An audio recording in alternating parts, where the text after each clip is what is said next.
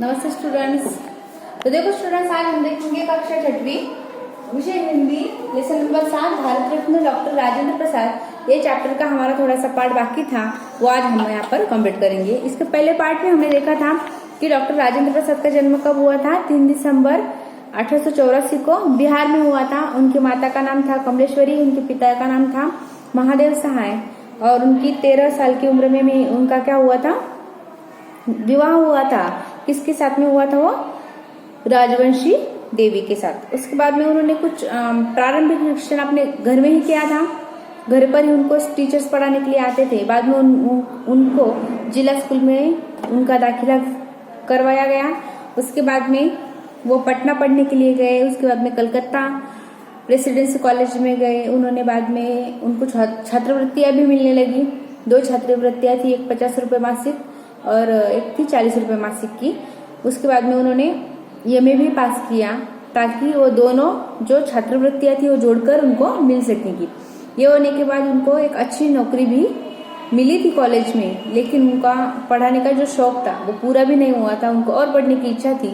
बाद में उन्होंने वकीली करने की सोचा और पढ़ाई के फिर से उन्होंने शुरुआत कर ली और नौकरी छोड़ दी, पढ़ाई पुनः स्टार्ट कर ली और वकील भी बन गए। ये बात कब की थी? 1915 की, यानी कि 1915 से लेकर 1916 की बात थी। तब की एक घटना है। अभी देखो कौन सी घटना है वो अब हम इस वीडियो में देखेंगे। वे एक व्यक्ति के साथ नामी वकील के घर गए। अभी वो वकील बन चुके थे, उनकी पढ़ाई पूरी हो गई थी वकील की। अब वो एक व्यक्ति के साथ एक नामी वकील, यानी कि जो नामी वकील मीन्स क्या, ज्यादा पॉपुलर, सब यानी कि उसको मानते थे, वकील के घर गए। वे वकील बहुत सीनियर थे। सब उनको वकीली की पूरी मालूमात उनको थी। बहुत दिनों से उनको क्या था, उसका एक अनुभव था। बहुत अनुभवी भी थे। वकील ने उस व्यक्ति से पूछा, आपने किसी जूनियर वकील से आवश्यक कार्य करवा लिए हैं या नहीं? जो आवश्यक कार्य करवाने थे वो आपने करवा लिए हैं या नहीं, जो जूनियर वकील रहते उनसे? व्यक्ति बोले जी हाँ, सब तैयार है। वो व्यक्ति बोले जी हाँ, सब तैयार है। राजेंद्र प्रसाद अपनी आत्मकथा में लिखते हैं। अभी उन्होंने आत्मकथा में लिखा है यहाँ पे क्या, मैं वही चुपचाप बैठा था जब वो सीनियर व्यक्ति वकील जो है वो व्यक्ति से बात कर रहे थे, तभी ये वहीं पे बैठे थे। मैं वही चुपचाप बैठा था। उन्होंने यानी कि नामी वकील ने मुझे देखा भी या नहीं ये मुझे पता नहीं। वो बोलती कि जब वो दोनों बात कर रहे थे, वो व्यक्ति और सीनियर वकील, तो उन्होंने मुझे वहां पर देखा भी है या नहीं ये मैं नहीं कह सकता। वे एकदम से बिगड़ कर बोले, कौन सीनियर वकील? न जाने कैसा उज्बक वकील तुमने रखा है। उज्बक वकील यानी कि क्या? तो उज्बक यानी कि नालायक। उज्बक यानी कि नालायक वकील तुमने कैसा रख दिया है, ऐसा वो बोलने लगे। जिसको मैं जानता भी नहीं हूँ, ऐसा कौन सा वकील तुमने रख दिया कि मैं इसको जानता भी नहीं हूँ? सब काम मुझे ही करने होंगे। अब तो सब काम, छोटे मोटे जो काम रहते वो काम भी मुझे ही करने पड़ेंगे।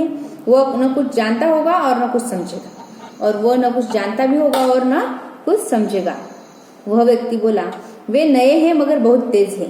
वो जो व्यक्ति था इनके साथ में गया हुआ, वो बोला कि वो पता है कि वो नए हैं लेकिन बहुत ही तेज है, यानी कि बहुत ही होशियार है। इस पर उन्होंने फिर मुझे उज्बक कहा। उन्होंने फिर से सीनियर वकील ने हमारे जो राजेंद्र प्रसाद जी थे उनको फिर से उज्बक यानी नालायक कहा, यानी कि कुछ समझ में ना आना। मैं चुप बैठा रहा। फिर भी हमारे राजेंद्र प्रसाद जी थे वो एकदम से चुप बैठे रहे। व्यक्ति ने मेरी तरफ इशारा करके कहा, यही तो है। व्यक्ति ने फिर से ऐसा इशारा किया कि यही तो है, जो वकील है वो, जो नए वकील है वो यही तो है। इन्होंने इनकी तरफ इशारा किया। यह सुनते ही उनके बदन पर मानो उस सर्दी के जमाने में हजारों घड़े पानी पड़ गया। वो एकदम से डर गए। फिर सीनियर वकील, तो यही है मेरे सामने बैठे हुए और मैंने उनको उज्बक कहा, ऐसा उनको लगने लगा। फिर वो एकदम सर्दी के जमाने में, यानी कि सर्दी का मौसम था और ऐसे में उनके ऊपर क्या हो गया, हजारों घड़े पानी पड़ गया। ऐसा एकदम वो बहुत घबरा कर मुझसे कहने लगे। जो सीनियर वकील थे वो इनको एकदम से घबरा कर कहने लगे, तुमको आते ही मुझसे जान पहचान कर लेनी चाहिए थी। तुमको आते ही क्या करनी चाहिए थी, मुझसे जान पहचान कर लेनी चाहिए थी। मैं तुम्हें जानता नहीं हूँ, मैं तुम्हें जानता नहीं हूँ। मेरा मतलब कुछ तुम्हारी शिकायत करने का नहीं था। मेरा मतलब ऐसा कुछ नहीं था कि मैं तुम्हारी शिकायत कर रहा हूँ। मैंने उस वक्त कहा मेरा मतलब यह नहीं था कि मैं तुम्हारी शिकायत करूँ, लेकिन मैंने तुम्हारी जान पहचान, मेरी और तुम्हारी कुछ जान पहचान ही नहीं थी, इसलिए मैंने बोल दिया। मैं तो तुमको जानता नहीं हूँ, इसीलिए कहा कि कोई नया वकील काम ठीक नहीं जानता होगा।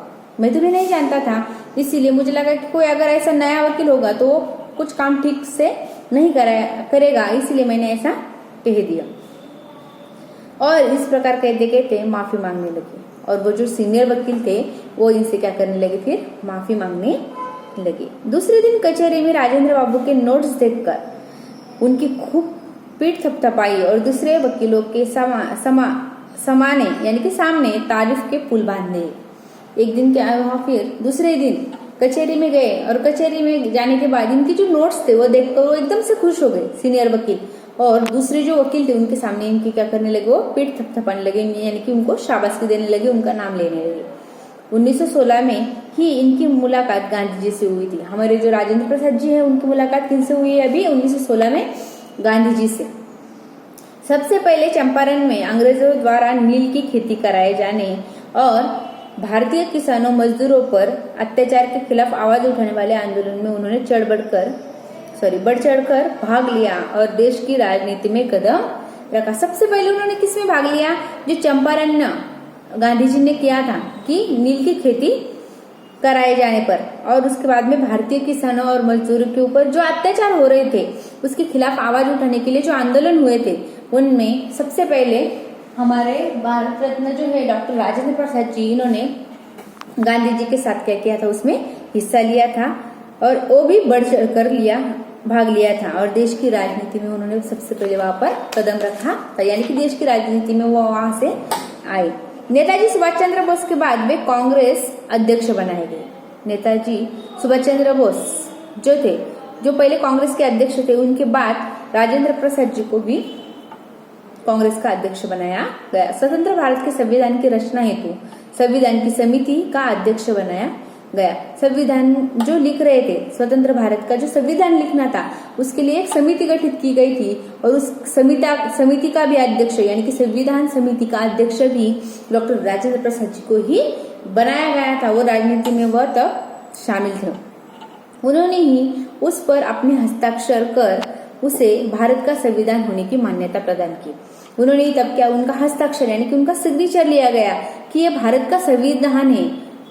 उसी दिन से भारत का संविधान को एक मान्यता प्राप्त की गई, यानी कि उनको एक भारत का एक संविधान है ऐसी उन्होंने परमिशन दी। 26 जनवरी 1950 में स्वतंत्र भारत के प्रथम राष्ट्रपति मनोनीत किए गए।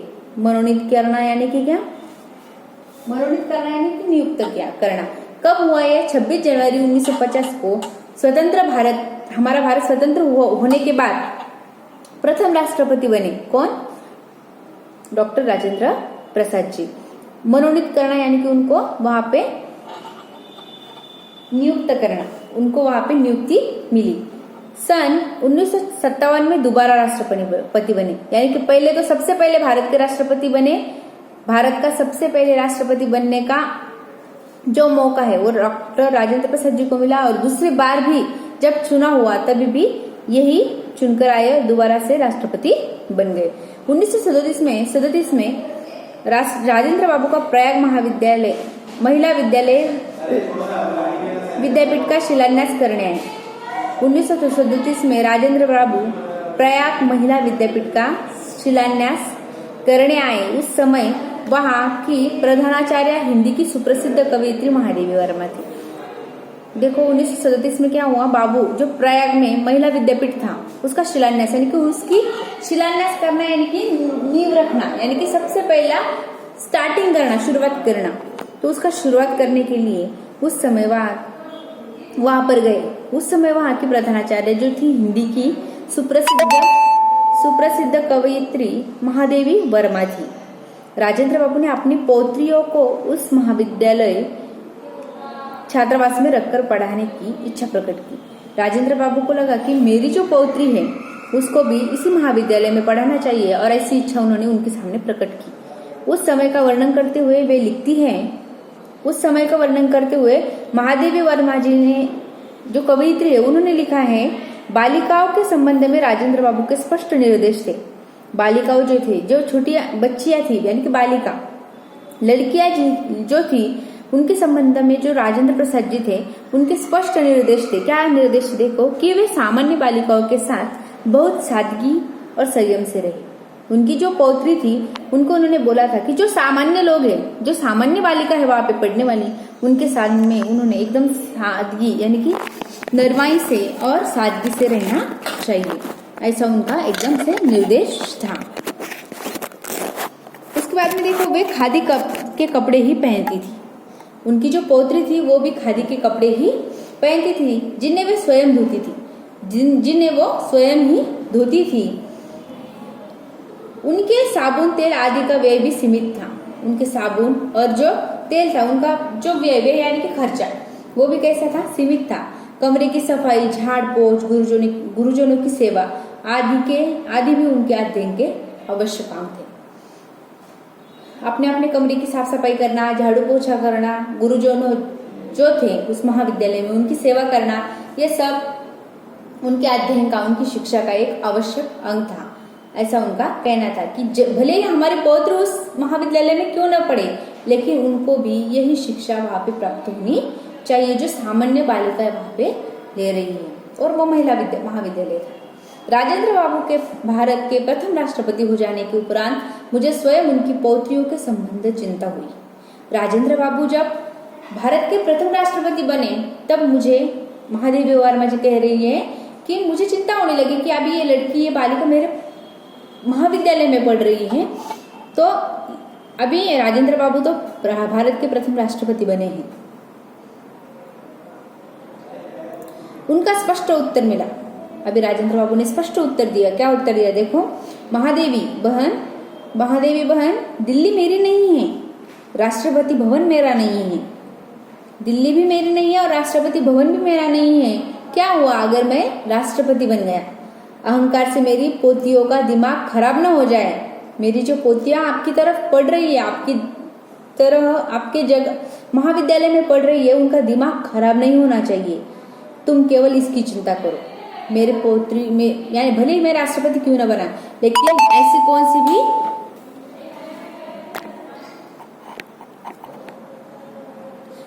सी भी छूट उनको नहीं मिलनी चाहिए। बस तुम उनका दिमाग खराब ना हो, इसकी आप चिंता करो। तुम केवल इसकी चिंता करो। वे जैसे रहती आए उसी प्रकार रहेगी। जो पहले रहती थी वैसे वो अभी भी रहेंगी। कर्तव्य विलास नहीं, कर्मनिष्ठा है। हमारा जो कर्तव्य है, हमारा सुख नहीं है, वो हमारी कर्तव्य निष्ठा है। हम कर्तव्य के प्रति कितने जागरूक है, यही हमें उसमें दिखाई देता है। सादा जीवन उच्च विचार के पालक राजेंद्र बाबू के विषय में वे आगे भी लिखती है। अभी वो क्या है वो अगली वीडियो में देखेंगे।